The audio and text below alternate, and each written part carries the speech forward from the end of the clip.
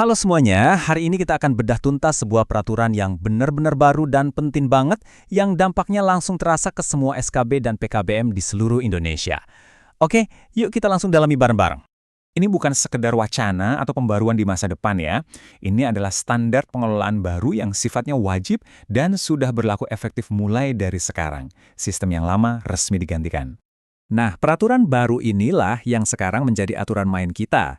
Isinya mengatur bagaimana cara Anda merencanakan, menjalankan, sampai mengawasi lembaga Anda.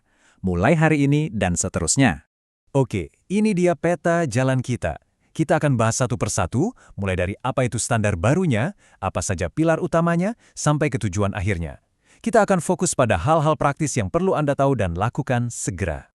Oke, kita mulai dari yang paling dasar dulu ya, yaitu apa sih sebenarnya peraturan baru ini?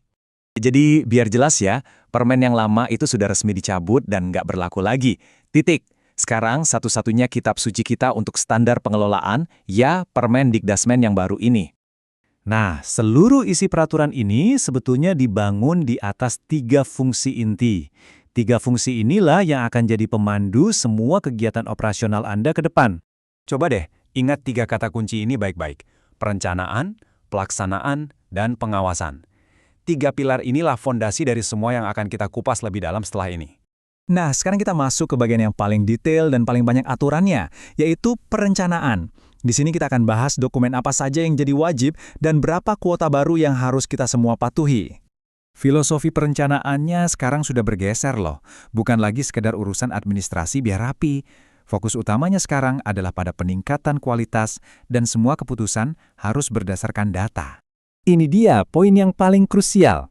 Sederhananya begini, kalau lembaga Anda belum punya dokumen kurikulum satuan pendidikan, atau yang kita kenal sebagai KSP, maka artinya lembaga Anda belum memenuhi standar pengelolaan nasional.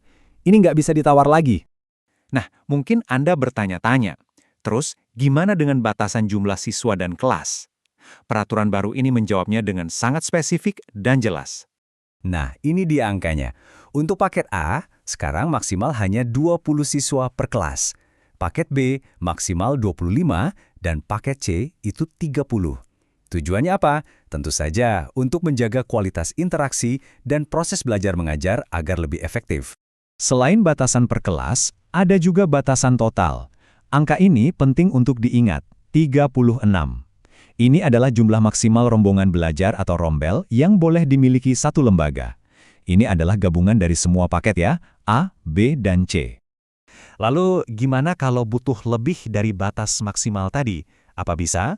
Jawabannya, bisa, tapi ada prosedurnya. Ini bukan berarti nggak boleh sama sekali, tapi harus lewat jalur persetujuan yang resmi dan formal. Oke, setelah cetak biru atau perencanaannya matang, sekarang saatnya kita bergerak ke tahap pelaksanaan. Gimana caranya mengubah dokumen-dokumen tadi menjadi kegiatan belajar yang hidup dan dinamis? Di tahap pelaksanaan ini, kata kuncinya adalah fleksibilitas. Sudah bukan zamannya lagi aturan yang kaku. Kita didorong untuk menciptakan lingkungan belajar yang adaptif, mendukung kemandirian siswa, dan juga inklusif.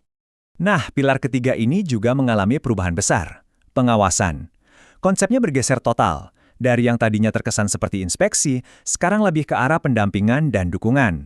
Coba deh lihat perbandingannya. Ini adalah model kemitraan yang baru. Pengawasan internal itu jadi tugas kita sehari-hari sebagai pengelola untuk memastikan kualitas di dalam. Nah, pemerintah perannya di pengawasan eksternal, memberikan evaluasi dan dukungan dari luar. Jadi kita kerja bareng. Oke, setelah kita bahas semua detail teknisnya, sekarang mari kita sambungkan semua ini ke gambaran besarnya. Kenapa sih semua perubahan ini dibuat dan apa tujuannya? Ini informasi yang super-duper penting dan jangan sampai ada salah paham. Peraturan ini berlaku sekarang juga. Masa transisi 3 tahun yang mungkin pernah Anda dengar, itu hanya berlaku untuk sekolah formal yang punya sesi pagi dan siang. Bukan untuk kita di SKB dan PKBM. Pada akhirnya, semua aturan, semua angka, dan semua proses yang kita diskusikan dari awal sampai akhir, muaranya hanya satu, yaitu, seperti yang tertulis di sini, untuk meningkatkan kualitas proses pembelajaran dan hasil belajar murid.